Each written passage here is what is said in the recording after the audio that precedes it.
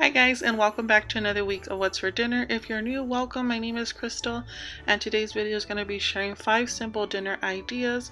Of course, any videos that I do mention will be in the description if you want to check that out. And also, if you guys want to keep watching more of these What's for Dinners, I do have a playlist of more of them. It'll be in the description and pinned in the comment if you want to see more What's for Dinners. If you guys enjoyed today's video, don't forget to give it a thumbs up. For more videos like this, feel free to hit that subscribe button. Remember that you can share this video with friends and family, and let's get started with this week's What's for Dinner. So starting off the week, my mother-in-law felt good and wanted to make her chicken and vegetable soup. In Spanish, she does call this sopa de verduras, which is veggie soup. It does have tons and tons of vegetables just cut into bite size, and also chicken breast. This soup is very flavorful. It has more of a Mexican flavor to me. Has some cilantro that she does add in the beginning, corn, carrot, celery, onion, and chicken breast.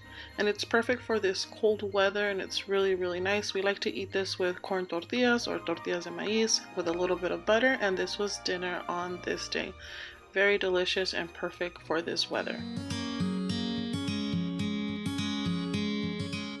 So on this day, I made some spaghetti, and their portion is a little bit bigger because I am doubling it, and I'm also making enough for my in-laws. Most of these What's for Dinners, you're going to see that the portions are a little bit bigger because I've been cooking the past month for us and for my in-laws. And spaghetti is just a quick and easy meal, especially for those crazy busy days. And this is what it looks like plated up with a side salad. We also have some cheesy garlic bread my girls really like and enjoy. This is my plate, so I didn't have none. Here is my in-laws saying hi. On this day I was doing laundry and just really busy with the girls at school, so just a quick easy spaghetti. And then we did make enough to have leftovers for the next day. Usually when I make spaghetti, that's what I usually do. And then on this day we had leftovers from tamales. Very simple, like nothing fancy at all. It was a Costco tamal, some chips. We always have some kind of leftover rice or beans, and then just some salsa paste that we like to dip with the chips.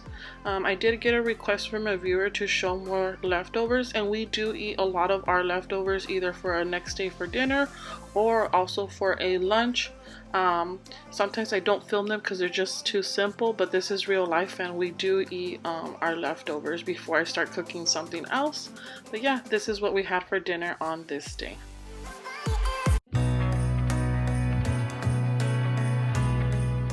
So my in-laws bought this ham. They really wanted me to make this ham for this dinner, and this is a great way to show you guys. Normally we do like the Costco Kirkland, the spiral ham, but we haven't been able to find it. I'm not sure what is going on, but my mother-in-law found this one on special. She asked if I could make it for her. So this is a great way to share you guys a ham recipe without using a glaze, like making your own glaze, or without using a spiral ham. You can usually get these hams on sale pretty cheap. So I started by adding some mustard. If you don't like mustard, go ahead and skip that. This is just to give it some flavor. You're not going to taste the mustard. I am going to add a couple of spices, and then I'm going to be making my glaze. And then here I have some brown sugar. I also have a little bit of ginger, some cinnamon, and some black pepper. And then I'm just adding it to the ham. The ham was pretty big, so I wanted to pat this on there and rub it in there, and you see how the glaze starts turning a different color. And then to the pan, since I am going to be using foil, I'm going to be using a little bit of apple juice to it. It doesn't make the ham too sweet, it just gives it a really good flavor of the ham and the sweetness of it. And then here I'm starting to make my glaze while that brown sugar and mustard sits on the ham for a little bit. I'm using a little bit of butter, and then I'm adding about a cup of brown sugar. And then to this I'm also adding about a half a cup of honey. And then to my measuring cup I did use a cooking spray. That's just a quick little trick that helps me when I'm using like syrups. Just to make sure it comes out really clean. And then I'm also going to be using the juice of the pineapple. All of this sounds really sweet, but it does give the ham really good flavor. And then the little cherries, I add a little bit of the juice. I gave this a good mix and then just put it on a medium heat until it thickened up, or until I wanted the consistency that I was looking for. So I did make a couple of slits on the ham because this ham does not come cut. So I did make a couple of slits on it, and then I turned it to the side, and I'm going to be pouring the glaze in a bit, but first I'm going to be adding the pineapple. So I just add the canned pineapple slices. If you don't like pineapple, you don't have to do that, but I really enjoy it and I feel like it gives it a lot of flavor. I use a couple of toothpicks to secure it in, and then a few cherries on there. My in-laws didn't want too many cherries, so I just added very little bit, as you will see. And then I do add a few cloves. I feel like the cloves give it a lot of flavor, and my mother-in-law agreed. So she said, add what you normally add, just not too many cherries. So that's why you only see 3 little cherries. And then here is the glaze. I just brushed it on. I normally like to pour it over, but since this one wasn't a spiral ham, I wanted to brush it on there.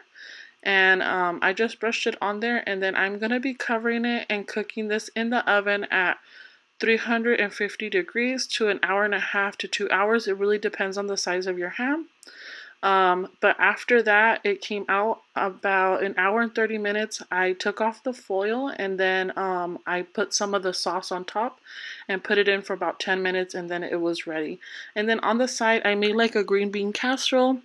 Pretty easy: green beans, cream of mushroom, milk, seasonings, and pepper, and then put that in the oven at 350 degrees, 25 minutes, and then the last 5 minutes I put the fried onions on top. Very easy side dish, like a Thanksgiving or holiday side dish that I thought it would just go really good with the ham.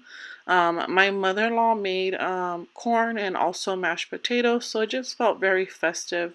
And it felt kind of like a Thanksgiving redo. Even though that wasn't our plan, it felt like it, and that felt really good. This is what the green bean casserole looks like when it's all done. Very easy and very simple, but I did want to share it, how I do it. And then I also made some cheesecakes. I had this Oreo pie crust and also this graham cracker crust. I do have a video on how I make these cheesecakes. This recipe makes enough for 2 cheesecakes, so if you guys are interested, the video is a little bit older. I will put it in the description, and then I will have the updated one there. These are very easy and simple, and they're great for any time of the year. I always bake them for holidays, for birthdays, and they're always such a big hit. And I just thought it would be perfect to make these on this day, and the Oreo one was really good. This is what the ham looks like coming out of the oven. The sauce on the bottom, I added it on top just a little bit more.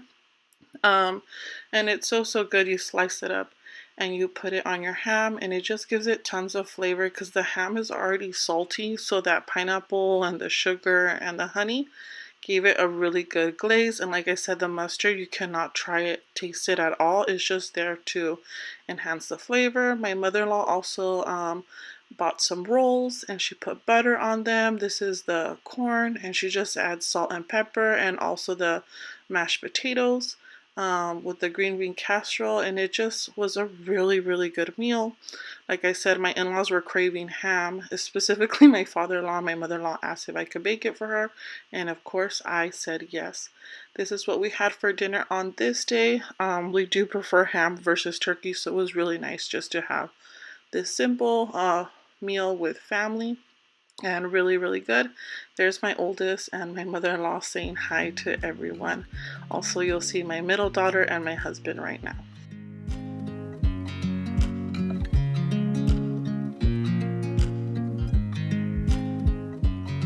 I watch you as you drive. Do you know I'm looking? And I can't help but smile. Do you know how much I love you? You put my favorite song on, I put my feet up, and we just sing along. And I can't help but feeling, just loving this moment. Can we stay here forever? I'm loving this moment. Can we stay here together? So on this day, my mother-in-law asked if I can make her some ribeye steaks, and we normally don't buy them unless they were on sale, but she noticed that they were on sale. So we actually bought the roast, and then my husband Jorge ended up cutting them in these thin slices. Here that you see that I'm doing is I'm adding my steak seasoning that I love using on steak or on chicken, and then I just make sure to rub it in. I just don't want to leave the seasonings on there, really massage it onto the meat. And that steak seasoning is just a couple of different seasonings that I really enjoy. And then in total we cut about 6 slices. I did cook them a little bit different, but has to be my favorite way of making a ribeye steak. And honestly, if I'm gonna go for a steak, my favorite one hands down is the ribeye steak. Unless I want to get super fancy, then we'll go for a filet mignon. But meanwhile, we'll get a ribeye because when they're on sale, we do get them at a good deal. And then to that, I made sure that my pan was really, really hot. You guys probably heard that little sizzle action. I love that. That's like music to my ears. And then it just depends how much you want it. If you want it medium rare, or well done. For me and my husband, we did it medium. I did add a little bit of butter. And then I'm gonna be adding some rosemary, thyme, and some garlic. And I didn't leave it on there for too long because, like I said, my husband and I did prefer medium. But for my in-laws and my brother-in-law, I make sure, and also the kiddos, they do prefer, well, my kids will eat it either way, but my in-laws do prefer well done. So I make sure to cook theirs well done. But this steak on the stovetop doesn't take too long. And then whatever flavor I got on the bottom of the pan, I made sure to add it on top. And just like that, those steaks were ready. This is Jorge's plate that he filmed with his baked potato. The asparagus weren't ready yet, so he had to wait a little bit, but he was getting already so hungry because it smelled amazing. The steak did get cold because we did wait a while to eat it, so that's why it looks a little bit different, but it was still pink on the inside, and that's just the way I like it. So we have the baked potato that had butter, cheese, green onion, bacon, and a little bit of sour cream. And then the asparagus that on the side my mother-in-law made. And then the prime rib stick, and it was so good. My mother-in-law was so happy, also to my father-in-law. They really enjoyed it. We all did. It was so good. And this is what we had for dinner on this day. And then in the next clip, you'll see right now that Jorge got some champurrado and also some buñuelos. If you aren't familiar with what a buñuelo is, you'll see right now it's like a flour tortilla that's crisped up and has cinnamon and sugar. Of course, there's different ways that people make it. They weren't that great. Of course, homemade is best, but we ended up trying them. And then also to the champurrado, my in-laws and Jorge and I really love getting it from Northgate, which is a Mexican grocery store in our area. And champurrados is pretty much a Mexican hot chocolate, but it's a little bit thicker. The consistency and taste is a little bit different, but it's pretty good. I want to say I hope you guys enjoyed this week's What's for Dinner, and as always, thank you guys so much for watching, and I will see you on the next one.